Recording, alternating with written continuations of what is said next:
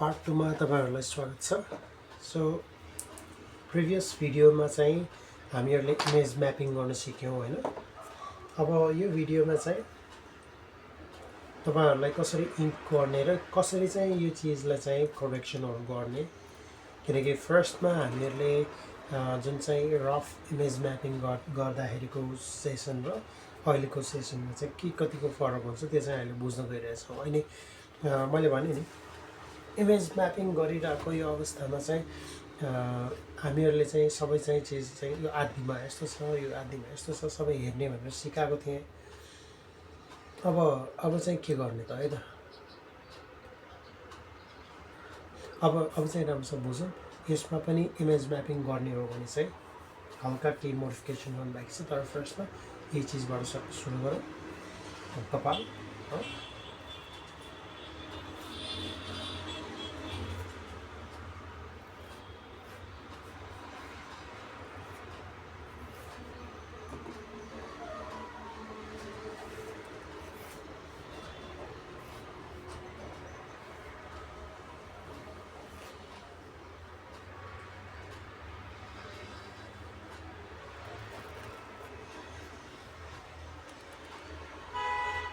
अहिले चाहिँ हामीहरु यो लाइट लाइनहरु जुन चाहिँ धेरै बाक्लो धेरै लाइनहरु नबनाउने, मलाई चाहिँ त्यति मन पर्दैन।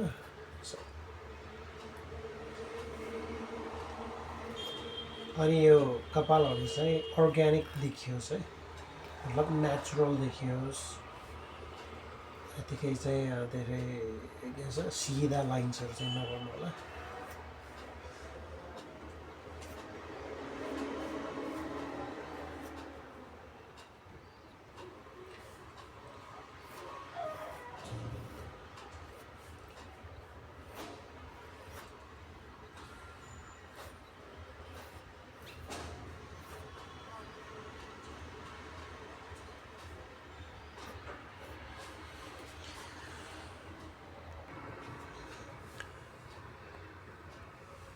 अहिले चाहिँ जुन हामी यो गरिरहेको चीज चाहिँ एक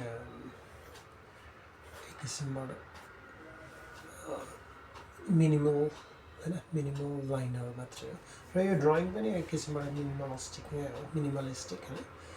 अब यसमा चाहिँ अब हामीहरु आफ्नो ड्राइङको क्यारेक्टरतिर जाउँ हैन। क्यारेक्टर भन्ने बित्तिकै चाहिँ अब हुन्छ नि यसको फर्म फ्याक्टर्सहरु बिस्तारै अब भेरिफाई गर्दै चेकहरु गर्दै अगाडि जाउँला। अब फर्स्टमा चाहिँ म आँखामा जान्छु हैन। यहाँ चाहिँ अब हेर्नुस् है त, अब अघि भने जस्तै यसको लाइन त्यो ड्र गरेपछि नाकबाट भयो, नाकबाटै सुरु गरौँ। अब अघि गोलोहरु बनाएको थिएँ, अब यसलाई चाहिँ म अघि मतलब अर्को पहिलो भिडियोमा केही पनि चिज चाहिँ हामीले कपी गर्दैछौँ सिक्दैछौँ भने एउटा चाहिँ के गर्नुस्, आत्तिने काम कहिले नगर्नुस्। मैले त गरेको रङ भयो, सेम भएन, ए बाबा हामी सेम गर्नलाई बसेको हो कि सिक्नलाई बसेको, त्यो बुझ्नुपर्छ। सो अब चाहिँ हामीहरु चस्मा बनाउँ।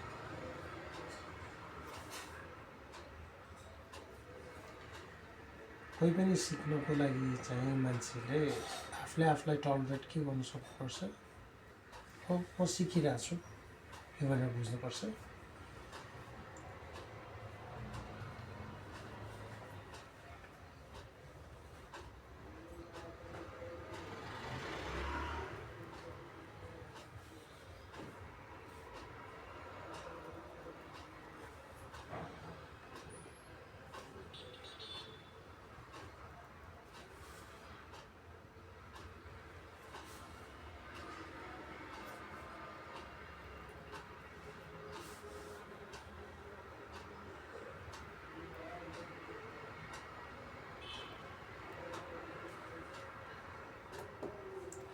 यहाँ चाहिँ तपाईहरुले देख्न सक्नुहुन्छ कि यसको डिस्टेन्स र यसको डिस्टेन्समा अलि फरक पर्न आइसक्यो। राइट माइन्ड यो तपाईहरुले यही पनि तरिकाले बुझ्न सक्नुहुन्छ कि ओके त्यति धेरै फरक चाहिँ पर्दैन रहेछ, किनकि लास्टको फिनिसिङमा त्यसले असर पार्ने हो, त्यसले राम्रो नराम्रो देखाउने हो। सो त्यति भएर केही हुन्न भनेर तपाईँहरूले यहाँबाट पनि बुझ्न सक्नुहुन्छ। ड्रइङ गर्न सिक्दै हुनुहुन्छ भने सिक्नुहोस्। त्यो आफूलाई दुःखी चाहिँ नबनाउनुहोस् कि मैले यति गर्न जानेन, ए बाबा जानेको नजानेको हेर्न बसेको होइन नि हामीहरू त सिक्नलाई बसेको। सो भिडियो राम्रोसँग कम्प्लिट गरेर हेर्नुहोस् र मैले जुन भनेको चिजहरू चाहिँ याद गरेर आफ्नो ड्रइङलाई पनि बेटर बनाउनलाई प्रयास गर्नुहोस्।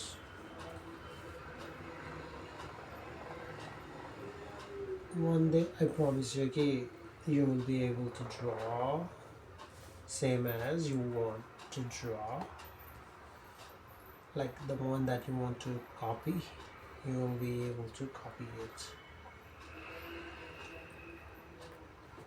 मैले चाहिँ तपाईहरुलाई एकदम सजिलो होस् भनेर चाहिँ मोटामोटी मात्रै ड्रइङ गर्दैछु, किनकि म तपाईहरुलाई यो पनि सिकाउँदैछु कि मनलाई कसरी कन्ट्रोल गर्ने, कि यो सेम भएन भनेर आत्तिँदै नजाओस् हैन,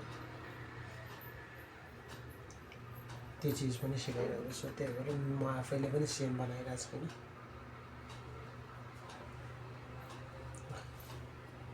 यो तरिकाबाट ड्रइङ गरौँ।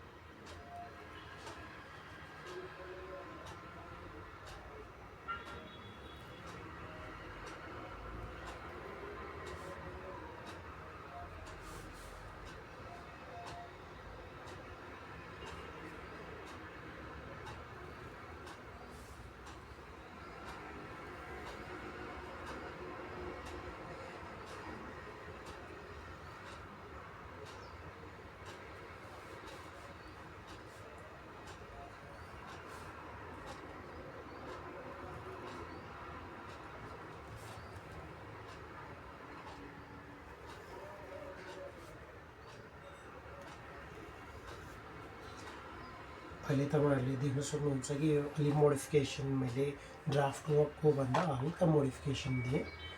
किन दिएँ तपाईँहरूलाई मैले पहिले भनेको छु, इमेज म्यापिङ भनेको एउटा ड्राफ्ट वर्क भनेको एउटा जुन चाहिँ त्यो एउटा फर्म चाहिँ यतिभित्र बस्नुपर्छ है भन्नलाई त्यो नोटिफाइड आफूले आफूलाई होस् भनेर चाहिँ बनाउने काम हो ड्राफ्ट वर्क भनेको। त्यही भएर त्यसमा चाहिँ हामी इमेज म्यापिङ गर्छौँ कि हाम्रो मिडिया अनुसारबाट मिडियाको कति पार्टमा चाहिँ हामीहरूले के कुनै एउटा फर्म बनाउँछौँ, यो यसको लागि मात्र हामीले इमेज म्यापिङ गर्ने हो। र इमेज म्यापिङ भइसकेपछि त्यो अब हाम्रो हातमा पर्छ कि हामीले त्यसलाई करेक्सन गरेरै चाहिँ ड्रइङ गर्ने हो या होइन अब इमेज म्यापिङ अनुसारबाट काम गर्ने भनेर। अब जस्तै फर इक्जाम्पल चाहिँ इमेज म्यापिङ पर्फेक्ट छ, सेपिङहरू एक्ज्याक्ट पोजिसनमा छ भने तपाईँहरूले त्यही इमेज म्याप अनुसारबाट काम गर्न सक्छौँ। होइन भने चाहिँ इमेज म्यापले चाहिँ के गरिदिन्छ, हामीहरूलाई चाहिँ आकार, मैले अघि भने यो फर्स्ट भिडियोमा भने जस्तै एउटा पार्ट चाहिँ एउटा गाला चाहिँ के भन्छ अलिक गालाको लाइन छोटो, एउटा गालाको लाइन चाहिँ लामो जस्तो नहोस् होइन। पर्फेक्ट छ भने चाहिँ मोडिफाई नगरिकन गर्न मिल्छ। होइन भने चाहिँ इमेज म्यापिङको काम नै के हो, यो आकार यतिभन्दा बाहिर नजाओस्, त्यो बुझ्नको लागि मात्रै गर्ने हो भनेपछि ल। अब यसमा चाहिँ हामीहरूले बुझिरहेको कुरा के छ, बुझ्नुपर्ने कुरा के छ भन्दाखेरि कहिले पनि आफूलाई don't push too hard yourself. यो ड्रइङ जस्ट अरू चिज लाइक फर इक्जाम्पल मोरल प्र्याक्टिसहरू गर्ने भए चाहिँ you have to push yourself hard, किनकि यो चिजले हामी लायक या नालायक भनेर सोसाइटीमा हामीहरूलाई त्यसले एउटा इमेज दिन्छ। त्यो भएर त्यसमा चाहिँ हामीहरूले बुझ्नुपर्छ र त्यसलाई फोर्स गरेर आफूलाई चाहिँ डिसिप्लिनमा सिकाउनु पर्ने हुन्छ। तर ड्रइङमा चाहिँ डिसिप्लिन के हुन्छ भन्दाखेरि डेडिकेसनको लागि डिसिप्लिन चाहिन्छ। तर यो फर्स्ट ड्रइङमै चाहिँ म पर्फेक्ट ड्रइङ बनाउँछु भनेर चाहिँ डोन्ट एक्सपेक्ट टु हाई आफैले आफ्नो लागि होइन, त्यो गर्नु चाहिँ हुँदैन। अनि त्यो भएपछि हाम्रो ड्रइङ चाहिँ in a day it will give you like 5% plus confidence or 2% confidence or 50% confidence or any होइन। त्यो चाहिँ ड्रइङमा आफूले चाहिँ धेरै चाहिँ एक्सपेक्टेसन हाई गरेर चाहिँ सिक्ने कोसिस चाहिँ नगर्नु। ओन्ली गिभ योर पेस,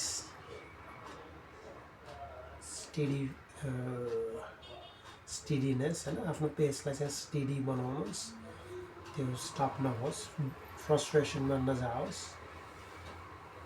यो तरिकाबाट चाहिँ फोर्स नगरिकन सिक्न खोज्यो भने त्यो चिजले चाहिँ हामीलाई अचिभ गर्न सघाउँछ। Okay, here we can see more or less the character is captured. अब here are some few more details that we have to draw.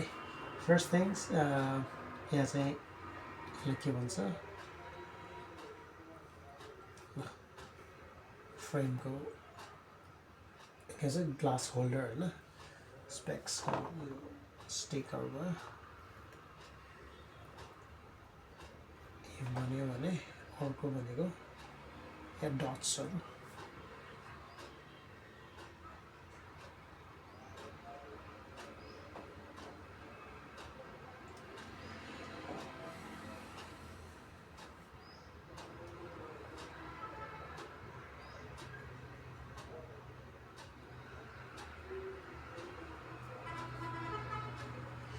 यो डट्सहरू चाहिँ यति धेरै यसरी कसरी देखेको भन्दाखेरि विदेशीहरू हो, अनि फेयर खालको स्किनमा चाहिँ केही र्यासेसहरू आएको, त्यो चाहिँ त्यसरी देखिएको, त्यो देखाउन खोजेको यसमा।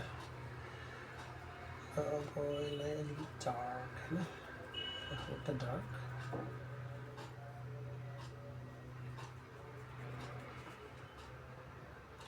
आई होप यो अहिले रेकर्डिङ भइरहेको छ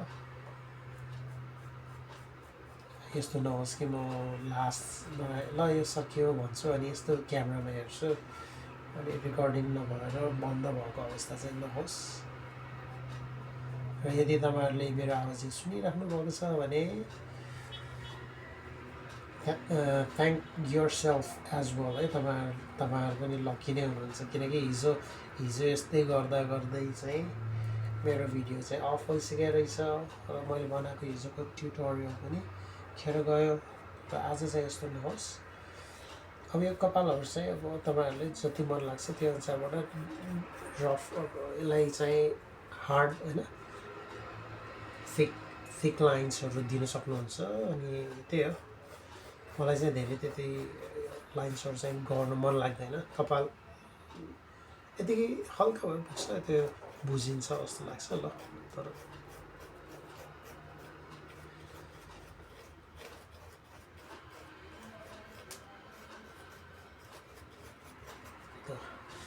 हाम्रो ड्रइङ कम्प्लिट भयो सो रेफरेन्समा हामीले युज गरेको छौँ लिली भन्ने च्यानल जुन इन्स्टाग्राममा छ उहाँकोबाट त्यो गऱ्यौँ अब हामीहरूले यसलाई सेभ गर्छौँ अनि सेभ गरेर चाहिँ how to draw like a master okay illustration with expression म त्यसमा त्यो क्लिपमा राखिदिएको छु र तपाईँहरूलाई पनि मैले बनाएको मेरो मैले जुन पिन ड्रपहरू राखेको छु त्यो तपाईँहरूलाई फलो गर्न मन लाग्छ भने सप्तराज वज्राचार्य भनेर यसमा जानुहोस् पिन्ट्रेस्टमा र मैले ड्रप गरेका पिन्सहरूबाट चाहिँ तपाईँहरूले ड्रइङहरू कसरी गर्ने र कहाँको कस्तो रेफरेन्सहरू म फलो गरेर आउँछु त्यो तपाईँहरूले त्यहाँबाट हेर्न सक्नुहुन्छ थ्याङ्क यू बाई बाई अनि don't forget to clean your nib यो डिप पेनको लागि चाहिँ एकदमै इम्पोर्टेन्ट छ यसलाई चाहिँ अब आज चाहिँ म यसलाई